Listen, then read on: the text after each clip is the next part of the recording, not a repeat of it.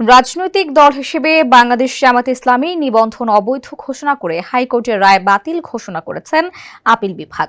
পাশাপাশি জামায়াতের নিবন্ধন ফিরিয়ে দিতে নির্বাচন কমিশনকে নির্দেশ দিয়েছেন আদালত। আপিল বিভাগের এমন রায়ের পরে ফেসবুকে এ নিয়ে স্ট্যাটাস দিয়েছেন জামায়াত ইসলামীর আমির ডক্টর শফিকুর রহমান। নিজের ভেরিফাইড ফেসবুক আইডিতে রায় প্রকাশের পরই তিনি প্রতিক্রিয়া জানান।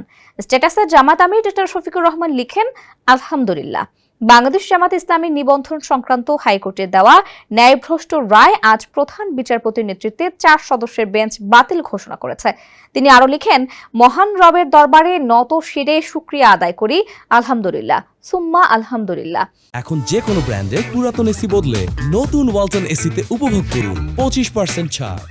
পরবর্তী প্রক্রিয়া নির্বাচন কমিশনের সঙ্গে সম্পৃক্ত। মহান রবের সাহায্য চাই, আমরা যেন দ্রুতই আমাদের পূর্ণ অধিকার ফিরে পাই। আমিন।